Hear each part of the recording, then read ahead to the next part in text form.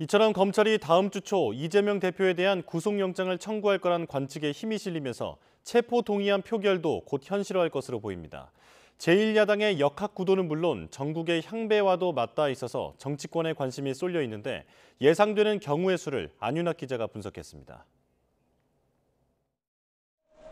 쌍방울 대북 송금 의혹으로 민주당 이재명 대표를 2차례 소환 조사한 검찰. 이제 구속영장 청구는 시간의 문제로 남게 됐습니다. 오늘 왜 불렀는지 모르겠습니다. 역시 증거란 하나도 제시하지 못했고. 헌법기관인 현역 국회의원이 영장 심사를 받도록 하기 위해선 체포동의안 표결 절차를 거쳐야 합니다. 체포안은 국회 본회의에 보고되고 24시간 이후 72시간 이내 과반 출석, 과반 표결로 가부가 결정되기 때문에 2차례 본회의가 열려야 합니다. 현재 거대 양당 합의로 9월에 잡힌 본회의는 오는 18일과 20일, 21일, 그리고 필요할 경우를 대비해 따로 떼어놓은 25일 등 최대 4일, 여야 교섭단체 대표 연설이 예정된 18일과 20일은 관례상으론 체포안 보고가 이루어지지 않을 거란 관측이 적잖습니다. 다음 주 초쯤 검찰이 영장을 청구해 21일 본회의에 보고되고 25일 표결이 진행되리란 전망이 나오는 이유입니다.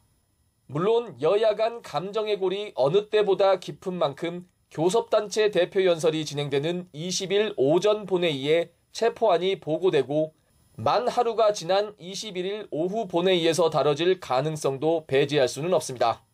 구체적인 날짜는 바뀔 수 있지만 공통된 전망은 어떤 식으로든 이번 달 안에는 체포동의안 표결 절차가 마무리될 거란 겁니다.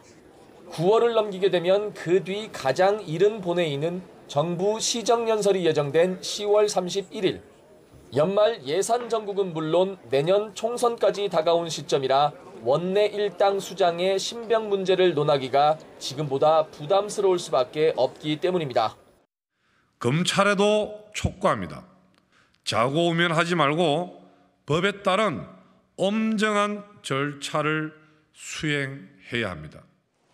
지난 2월 한 차례 체포안이 부결된 뒤 이재명 대표가 직접 불체포 특권 포기를 공언했지만 2차 체포안 표결을 앞두고 민주당 내 갈등은 좀처럼 수그러들지 않고 있습니다.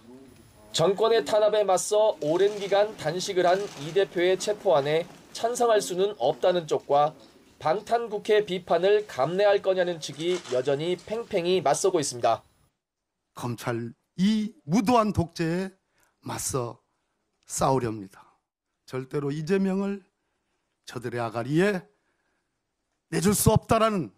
예, 아주 오글오글 거려가지고 내 참 굉장히 좀 불편했어요. 듣고 있는 게. 내가 당당히 걸어가서 영장 기각 받고 오겠다. 그래서 당 일각에선 이 대표가 직접 가결표를 호소해야 한다거나 의원 일부만 표결에 참여해 정족수만 채워주고 가결 책임을 국민의힘에 넘겨야 한다는 주장까지 나오고 있습니다. 가결도 부결도 모두 부담스러운 딜레마를 극복하기 위해 이재명 대표가 어떤 정치적 승부수를 던질지에도 관심이 쏠리고 있습니다. YTN 안윤학입니다.